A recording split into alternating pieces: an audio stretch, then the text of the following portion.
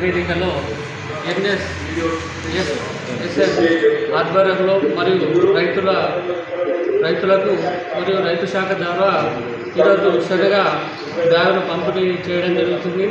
ఇది కేవలం 1800 రూపాయలు 25 kg కావున రైతులందరూ సద్వినియోగం చేసుకోవాలని కోరుతున్నాం. అందరికీ నమస్కారం.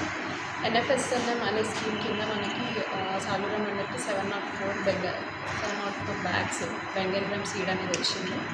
దాంతోపాటు కొన్ని కాంపోనెంట్స్ కూడా రావడం జరుగుతుంది. ఫ్యూచర్లో పెండిమిథాలిన్, క్లోరోక్లోర్ ప్లస్ ట్రైకోడర్మా, పిఎస్పి ఇవన్నీ ప్రోడక్ట్స్ వచ్చేవి ఉన్నాయి.